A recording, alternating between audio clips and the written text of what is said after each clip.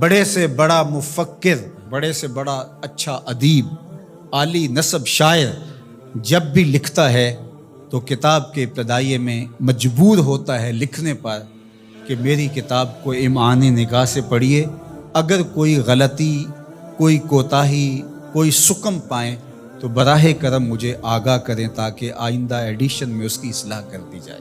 لیکن قرآن کھولو تو پہلا جملہ یہی ملتا ہے، یہ کتاب میں شک نکال کے تو دکھاؤ، اس کتاب میں کوئی عیب نکال کے تو دکھاؤ، یہ عیب سے بھی پاک ہے، یہ ریب سے بھی پاک ہے، اس میں کوئی شک نہیں، اس میں کوئی شبہ نہیں۔ ذالک الکتاب لا ریب فیہ۔ اللہ اکبر۔ ذالک کا اشارہ بعید کے لیے ہے لیکن عظمت کے لیے یہاں بیان فرمایا گیا۔ اس کا یہ معنی بھی ہو سکتا ہے کہ یہ وہ بابرکت کتاب ہے جو آسمانوں سے آئی ہے۔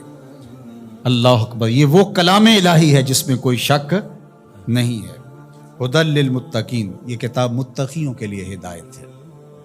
اللہ اکبر۔ اس کتاب کو ھدی للناس بھی کہا گیا، تمام لوگوں کے لیے ہدایت۔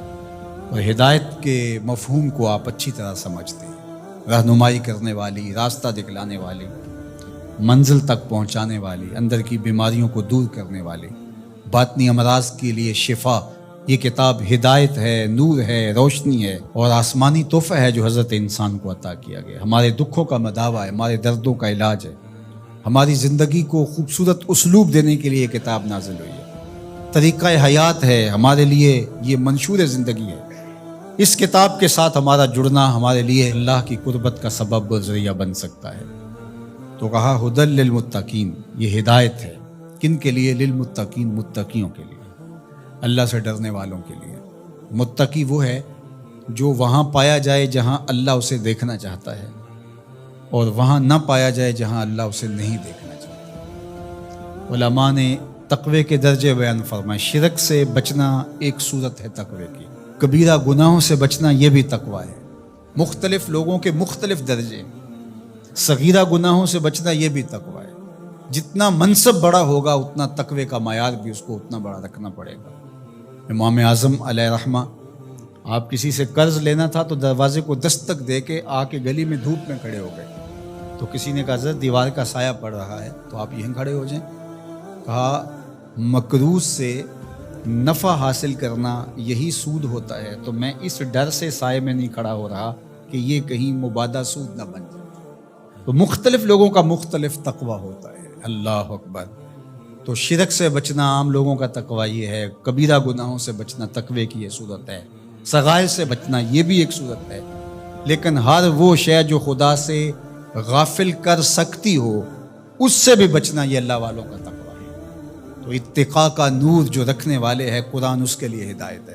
یہاں ایک سوال کھڑا ہوا، وہ یہ کہ قرآن نے ایک دوسرے مقام پہ فرمایا ھدی للناس، یہ قرآن ہدایت ہے لوگوں کے لیے، اور یہاں فرمایا متقیوں کے لیے ہدایت ہے۔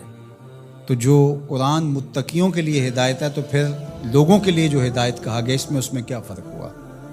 تو بات یہ ہے کہ قرآن کی طبع کے اندر تو ہدایت ہی رکھی گئی ہے، قرآن تو نور ہی بانٹتا ہے، لیکن یہاں اس سے اکتساب فیض کون کرتے ہیں؟ وہ متقی ہیں۔ قرآن ہے ہدایت، سراپا ہدایت، لیکن جو کفار ہیں، مشرکین ہیں، وہ اس ہدایت کے سرچشمے سے کچھ حاصل نہیں کر پاتے، اس سرچشمے کے پاس بیٹھ کر کے بھی اندھیرے میں رہتے ہیں۔ لیکن جو متقی ہیں وہ قرآن سے نور حاصل کر کے اپنی زندگی میں چراغاں کر لیتے ہیں، یعنی اکتساب ہدایت متقی کرتے ہیں۔ لیکن قرآن مجید جو ہے وہ سراپا ہدایت ہے، وہ سب کے لیے۔ اگر کافر بھی ہدایت لینا چاہے تو قرآن اس کو بھی دے گا، لیکن اگر وہ نہیں لینا چاہتا بلکہ اس کی ضد بڑھتی ہے، اس کے اندر جو ہے وہ حسد بڑھ جاتا ہے، اس کی دشمنی بڑھ جاتی ہے۔ قرآن مجید میں اللہ تعالیٰ نے دوسرے مقام پر ارشاد فرمایا، وَنُنَزِّلُ مِنَ الْقُرْآنِ مَا هُوَ شِفَاءٌ وَرَحْمَةٌ لِّلْمُؤْمِنِينَ وَلَا يَزِيدُ الظَّالِمِينَ إِلَّا خَسَارًا۔ یہ شفا ہے، رحمت ہے مومنین کے لیے، لیکن جو ظالم ہیں ان کا نقصان زیادہ ہوتا ہے، وہ خسارہ زیادہ حاصل کرتے ہیں۔ یُضِلُّ بِهِ كَثِيرًا وَيَهْدِي بِهِ كَثِيرًا۔ اسی قرآن سے کچھ ہدایت لیتے ہیں اور اسی قرآن سے کچھ گمراہ ہو جاتے ہیں۔ تو قرآن کا قصور تھوڑا ہے۔ باراں کے در لطافت تبش خلاف نیز، در باغ لالا رویت و در شورا بوم خاص۔ بارش کی فطرت کے اندر، طبع کے اندر کوئی اختلاف نہیں، اس کے فردوس بدامہ قطروں کے اندر زندگی ہے، نور ہے، تازگی ہے، لطافت ہے، برکت ہے، حیات ہے۔ لیکن وہی بارش جب باغ میں برستی ہے تو لالا کے پھول پھوٹتے ہیں، گلاب مہکتے ہیں، کلیاں چٹکتی ہیں، یاسمین، نسرین، نسترن اور چنبیلی کے پھول بہار دیتے ہیں۔ اور وہی بارش جب گندگی کے ڈھیر پہ برستی ہے تو تعفن پھیلتا ہے، بدبو پھیلتا ہے۔ تو اب قصور بارش کا ہوا یا اس گندگی کے اندر چھپی ہوئی غلاظت کا؟ اس لیے قرآن ہے شفا، سراسر شفا ہے، سراسر نور ہے، سراسر روشنی ہے۔ لیکن اس کے لیے کیسے ہوگا جس کے اندر کفر کی بدی چھپی ہوئی ہے اور وہ جس سے روشنی لینا ہی نہیں چاہ رہا۔